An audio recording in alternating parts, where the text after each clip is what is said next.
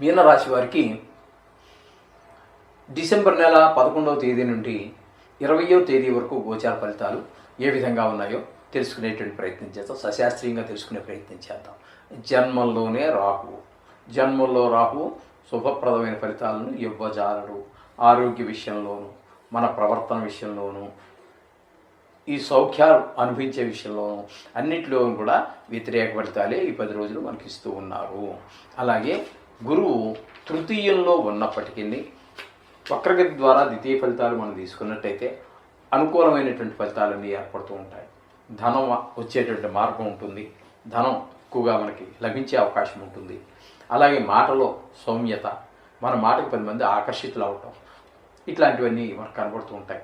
అలాగే కుటుంబంలో భార్య పిల్లలు మన మాట చక్కగా వినటం, ఆచరించటం, కుటుంబంలో చక్కటి వాతావరణం, ఇవన్నీ కూడా మనకి ద్వితీయ గురువు ద్వారా మనకు సంక్రమిస్తూ ఉన్నాయి.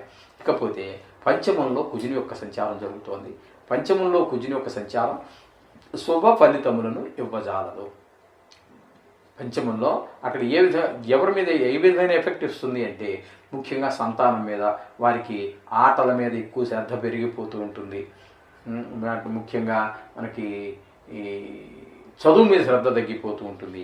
ఈ ఆటల్లో ఎక్కువగా పరిగెత్తడం ద్వారా గాయాలు మరొకటి అవటం ఏవో జరుగుతూ ఉంటాయి. దానికి మళ్ళీ కుట్లు, డాక్టరు, వ్యవహారం అంతా మళ్ళీ ఒక చికాకు వ్యవహారం అంతా కలుగుతూ ఉంటుంది కుటుంబంలో.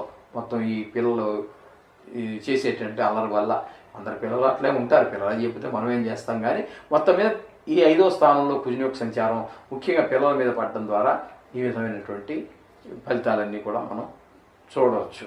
అలాగే చెడు స్నేహాలు కూడా ఎక్కువ అవుతూ ఉంటాయి. అంటే మరీ చిన్నపిల్లలు అయితే ఒక రకంగా ఉంటుంది.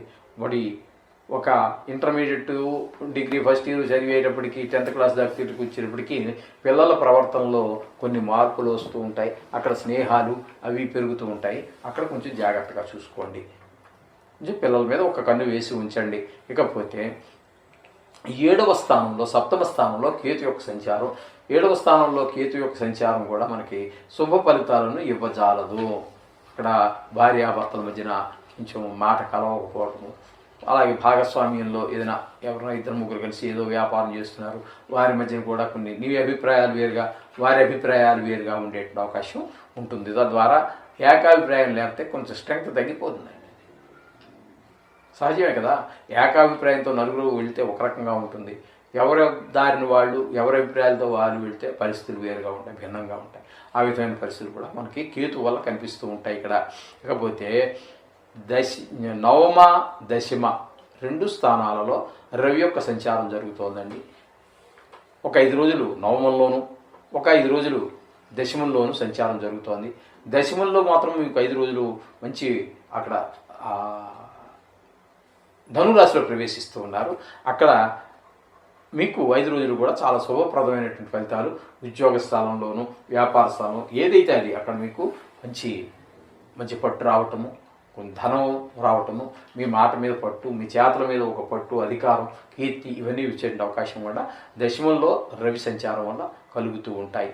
ఇకపోతే బుధుని యొక్క సంచారం మనం చెప్పుకున్నాం కదండి. బుధుని యొక్క సంచారం తీసుకున్నట్టయితే ఆయన నిజానికి భాగ్యంలో ఉన్నారు, అయితే వక్రగతిలో ఉన్నారు. అయితే తద్వారా మనం చెప్పుకోవాల్సింది ఏంటంటే 8వ స్థానంలో బుధుని యొక్క సంచారం చెప్పుకోవాలి. అలాగే ఒక 7 రోజుల పాటు భాగ్యస్థానంలో మనం చెప్పుకోవాలి. 3 రోజుల పాటు మనకి 8వ స్థానంలో ఉన్నప్పుడు అనుకూలమైనటువంటి ఫలితాలు బుధుడు ఇచ్చినప్పటికీ భాగ్యస్థానంలో ఉన్నప్పుడు మాత్రం ఆ 7 రోజులు కొంచెం ఇబ్బందికరమైనటువంటి పరిస్థితులే మనకు కనబడుతూ ఉంటాయి. కొన్ని సౌఖ్యాలు మనం అనుభవించలేకపోవచ్చు. ఈ విధమైన ఫలితాలన్నీ బుధుడి వల్ల కలుగుతూ ఉంటాయి. ఇక ఏకాదశ స్థానంలో శుక్రుని యొక్క సంచారము. ఏకాదశ స్థానంలో శుక్రుని యొక్క సంచారం అద్భుతమైనటువంటి ఫలితాలు ఇస్తూ ఉంటుంది. తద్వారా మనకి అన్ని ఆరోగ్య విషయంలో, ఐశ్వర్యం విషయంలో, లలిత కళల విషయంలో ఎందులో తీసుకున్నప్పటికీ కూడా అన్ని శుభప్రదమైన ఫలితాలన్నీ ఉంటూ ఉంటాయి.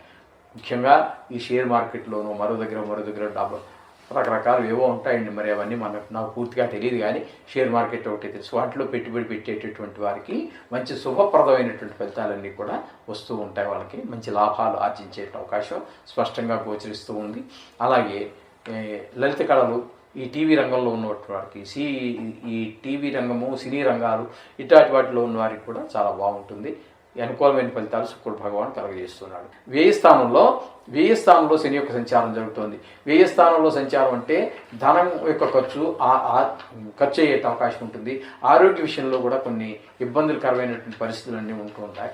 ఈ విధమైన ఫలితాలన్నీ కూడా వ్యయ స్థానంలో శని యొక్క సంచారం వల్ల కలుగుతున్నాయి అని చెప్పుకోవాలి. అయితే మనం చెప్పుకుంటున్నట్టుగా మనం ఏవైతే కొన్ని గ్రహాలు శుభాలు అశుభాలు ఉన్నాయి కదండి, వాటికి మీరు చెప్పినట్టుగా ఆ నవగ్రహాలకు సంబంధించి ఏదో ఒకటి చేసుకున్నట్టు 10 రోజుల కార్యక్రమం. దీని గురించి పెద్దగా మీరు ఏమద్దండి, రోజు రెగ్యులర్గా చేసుకోండి. వార ఫలితాలు, మాస ఫలితాలు, వీటన్నిటికీ పెద్దగా మీరు కంగారు పడవలసినటువంటి అవసరము లేదు. మీరు నవగ్రహాలు జపం, అదే మంత్రమో శ్లోకమో బీజాక్షరాలు ఏదో చేసుకుంటే సరిపోతుంది. పెద్ద వాటికి మనకి మహాదశలు అంతర్దశల వరకు మనం ముందుకు వెళ్ళాలి. అక్కడ వాటికి వచ్చినప్పుడు ఆ రెమెడీస్ కొంచెం ఎక్కువగా ఉంటాయి. అవి మీరే చేసుకోవచ్చు. దానికి డబ్బు ఖర్చు పెట్టేయాలి కదా, వచ్చుంటే మీరు కూడా చేసుకోవచ్చు.